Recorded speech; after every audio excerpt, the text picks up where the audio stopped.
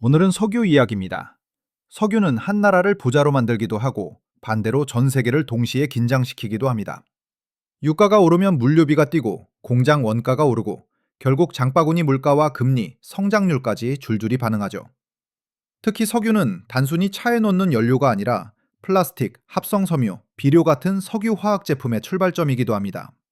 그래서 유가가 오르면 옷, 포장재, 농산물 가격까지 간접적으로 영향을 받습니다. 게다가 석유는 공급이 특정 지역에 몰려 있고 전쟁, 제재, 분쟁 같은 사건에 민감합니다.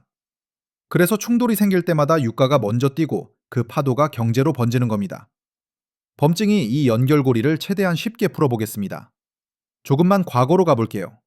석유가 왕이 되기 전에는 석탄과 증기기관이 에너지 패권을 잡고 있었습니다. 도 차례 산업혁명을 굴린 핵심 연료였죠. 그런데 내연기관이 등장하고 디젤 엔진이 대중화되면서 판이 뒤집힙니다. 석유는 더 가볍고 더 강하고 더 이동에 최적화된 연료였습니다. 원래는 조명용 등유나 일부 산업용으로 쓰이던 자원이 20세기에 들어 갑자기 교통과 군수, 산업 전반을 움직이는 중심으로 올라섭니다. 석탄이 고정된 공장에 강했다면 석유는 움직이는 세계에 강했습니다. 세계대전은 석유의 진짜 얼굴을 드러냈습니다. 전쟁은 사격술만의 문제가 아니라 후방 보급이 전선의 승패를 좌우하는 게임이었죠. 탱크가 등장하자 특히 그게 선명해집니다. 탱크는 참호와 진지를 밀어버리는 존재였지만 대신 연료를 엄청나게 먹었습니다. 당시 기준으로 탱크 한 대가 100km를 움직이는데 수백 리터가 필요하다는 말이 돌 정도였어요. 결국 누가 더 많은 석유를 확보하느냐가 전쟁의 속도와 지속력을 결정합니다. 두 차 세계대전에서 독일이 소련의 바쿠 유전에 집착했던 것도 같은 이유입니다. 석유가 없으면 전차도, 공군도, 보급 트럭도 멈추니까요. 그래서 석유는 단순한 상품이 아니라 국가가 서로 빼앗고 지키려는 전략 자원이 됩니다. 전쟁이 끝난 뒤에도 이 성격은 사라지지 않았습니다. 전후 세계가 미국과 소련으로 갈라지자 석유는 곧바로 국제 정치의 중심축으로 들어옵니다.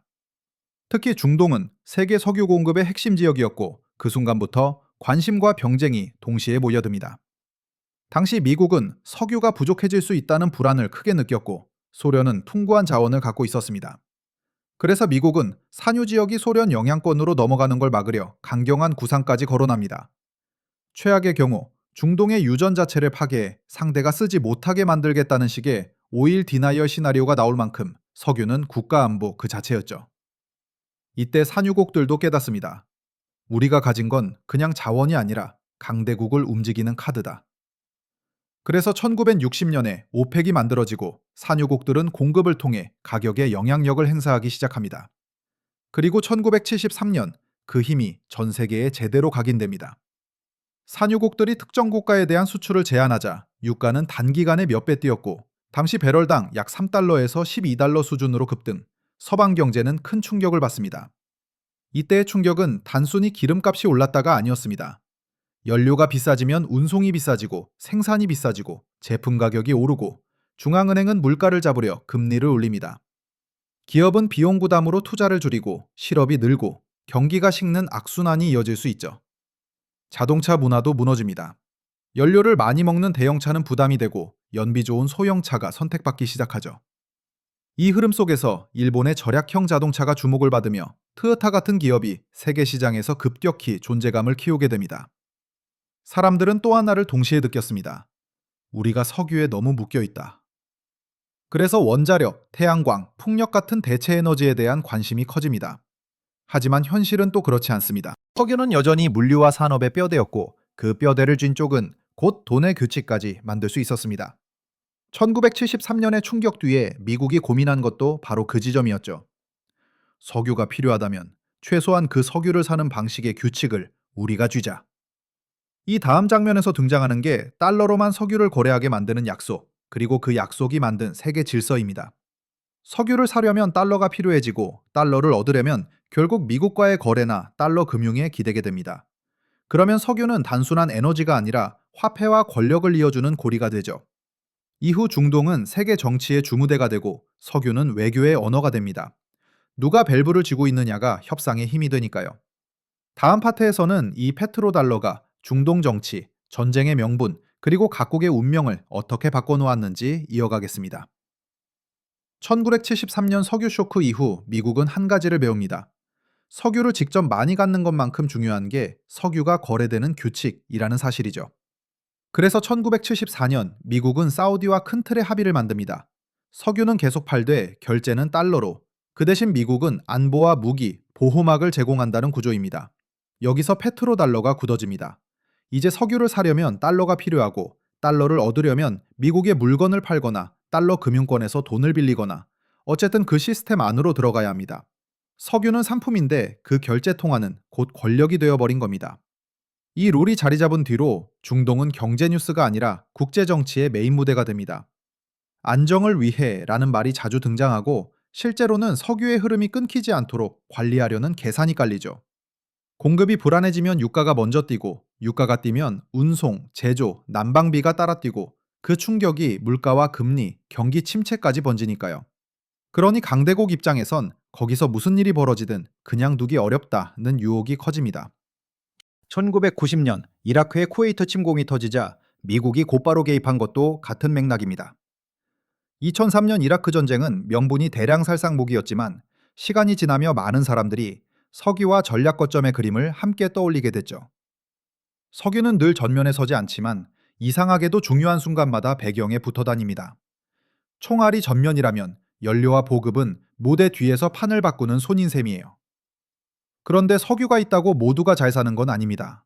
오히려 석유에만 기대면 경제가 약해지는 자원 함정이 생깁니다. 베네수엘라처럼 유가가 좋을 때는 돈이 넘치는데 산업을 다변화하지 못하면 유가가 꺾이는 순간 국가가 같이 무너집니다.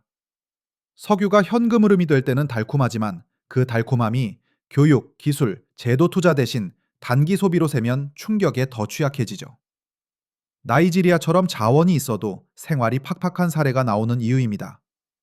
반대로 노르웨이는 석유 수입을 국부펀드로 모아 전 세계에 분산 투자하면서 석유가 끝난 뒤를 준비했습니다. UAE나 카타르도 석유를 재단처럼 떠받들기보다 항공, 관광, 부동산, 기술로 확장하는 발판으로 쓰려 했고요. 핵심은 석유가 결과가 아니라 기회라는 점입니다. 기회를 제도로 바꾼 나라와 기회를 소비로 태운 나라의 결말이 갈리는 거죠. 최근 판을 뒤흔든 변수는 미국의 셰일 혁명입니다. 바위층에서 석유를 뽑아내는 기술이 커지면서 미국은 자립을 넘어 수출국으로 변했고 2018년 무렵 세계 최대 산유고급 생산력을 갖게 됩니다. 이러면 오펙만의 게임이 아니게 되죠. 유가가 내려가면 미국도 아프지만 석유 비중이 큰 나라들은 더 치명적입니다. 러시아도 에너지 의존도가 크고 그래서 외교가 군사력뿐 아니라 밸브의 언어가 되기도 합니다. 2022년 러시아의 우크라이나 침공 이후 유럽이 에너지 충격을 겪은 건 그 현실을 보여줬죠. 다만 이번에는 LNG 같은 대체 공급이 늘어 과거처럼 한쪽에만 목이 졸리진 않았습니다. 그래도 겨울 난방과 산업용 에너지의 공포는 정치의 선택지를 좁히는 힘이 됩니다. 중국은 또 다른 방식으로 움직입니다. 소비는 크지만 자급은 약하니 중동만 바라볼 수 없습니다. 그래서 아프리카, 남미 등 전 세계에서 유전과 에너지 기업에 투자하고 항만, 도로 같은 인프라를 까이며 접근권을 확보합니다. 동시에 배터리와 태양광, 핵심 광물까지 잡으려 하죠.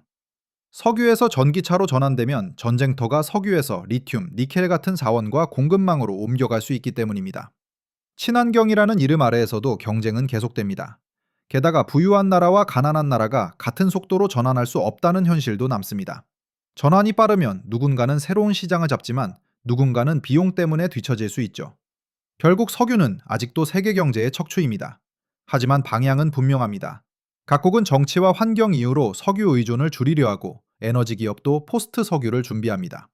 석유 시대의 승부가 누가 유전을 쥐느냐였다면 다음 시대의 승부는 누가 전환의 속도와 기술, 공급망을 쥐느냐가 될 가능성이 큽니다.